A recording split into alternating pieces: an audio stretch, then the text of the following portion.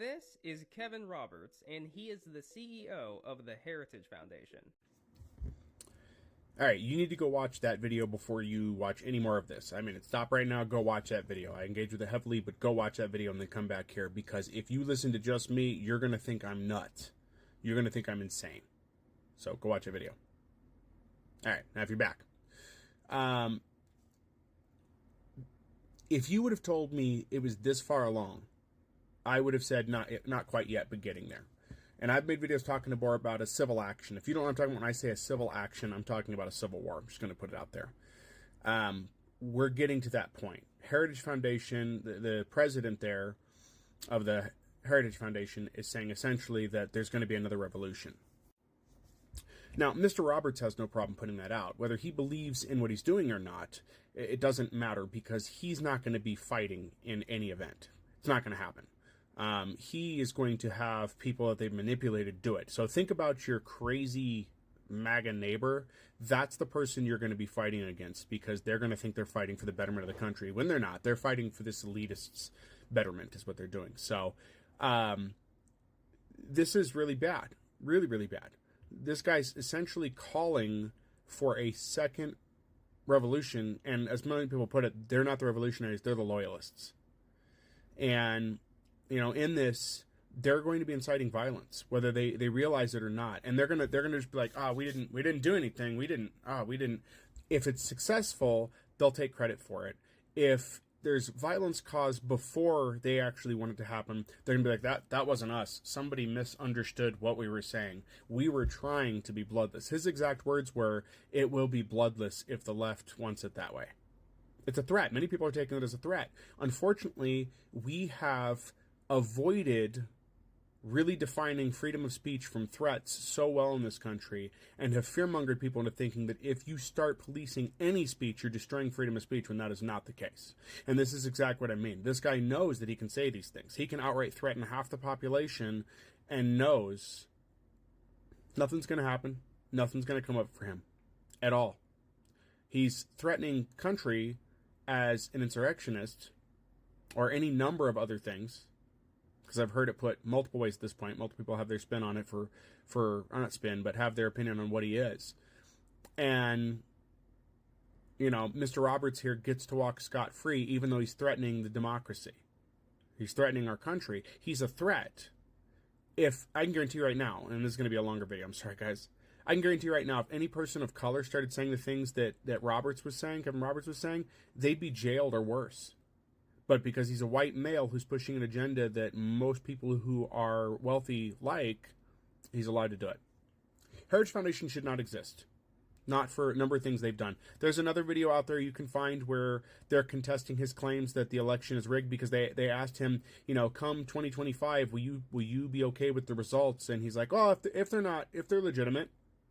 And they're like, what does that mean? He's like, well, the last election was, it was illegitimate. It was rigged. It doesn't matter. And basically those two things, him saying that the revolution will be bloodless if the left wants it, basically calling for another action, and then claiming the election is rigged. You put those two together, that should tell you that no matter the outcome of the election, they're going to be pushing like they did prior to make it seem like a rigged event, rile up a bunch of people, and get them to attack something. And they already know they can do it, because they already tested that, didn't they, with January 6th, didn't they? They tested it when the White House was attacked. That was all a test to see how far they could get their loyalists to go. And look how far their loyalists went. And to that degree, if you haven't put it together yet, and you can think I'm nuts, if you haven't put it together yet, why do you think there's been such a big call to get all the people who were involved in January 6th, to get them pardoned or get them off of charges? Those people are riled up. That's what they want. They're just waiting for the next election. They're waiting for the right event to invoke those people. The difference is it won't be the White House, will it be? Here's the scary part about all this. Even if, let's say this guy starts the second civil event, right? But they're not ready for actual, on the ground type stuff yet. Here's the scary thing about that, is that the more this stuff gets pushed forward, and the more it appears to be supported and allowed under free speech and a number of other things, the more it gets supported, the more your neighbors your crazy neighbors who have supported Trump, who maybe just don't like Democrats, don't like LGBTQ plus, don't like people of color, the more those people are going to feel like they're in the right. And I've said something to this before in a prior video, but the more those people are going to feel emboldened to do what they want. In the other video I did, I said they're going to do it under the guise of acts of the president. This is far worse. They're going to do it under the guise of they're cleaning the country up. They're going to do it under the guise of they're purifying the country. This is all sounding very familiar. And if you go look in history and see where in countries where things have gone awry, where the citizens who think they're doing right just start taking matters in their own hands, we already have a dangerously high armed portion of the population that thinks they're carrying out God's work and country's work. What do you think that's going to look like when they have a mouthpiece at Heritage basically telling them that they're fine to do that? This is a problem. And it's going to collapse fairly quickly because all those people completing those events, the courts are not going to be able to keep up with that. I don't know. I'm not trying to fearmonger here, but what is everybody's opinion at this point? If you're blue and you think that voting is your one protection, I'm not saying you shouldn't vote. You should definitely vote to keep this from happening, but we're not done in this because Biden gets in. It won't just be Project 2025. It'll be Project 2029 and so forth until they get what they want. Until we can get officials that are going to update the law to modern terms so this stuff stops happening. Because that's the problem. Heritage Foundation, places that are doing stuff like this are using our outdated laws, our outdated system against us. They found a way with immunity in the Supreme Court to circumvent things that prevent another king from coming into power. That's already been circumvented, so you can see our stuff's out of date. It has not been updated for a modern world and needs to be. But the project, whatever you want to call it, will not end with 2025. They'll keep updating the title, rewriting the document, updating their policies and tactics until they get what they want. Even if they have to do it like they have been, which is little bits at a time, in comparison. Because this year itself has been very heavy in a lot of the changes taking place. But it doesn't just end because Biden gets in. We don't just need a Democratic president that is slow progress. That's all I've said before, is like it's just slowing progress.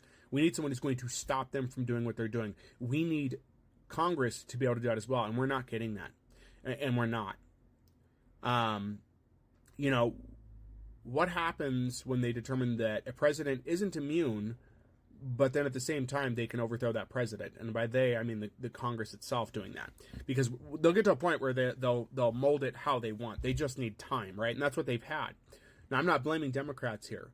I'm blaming the fact that we have not held our elected representatives to where they need to be.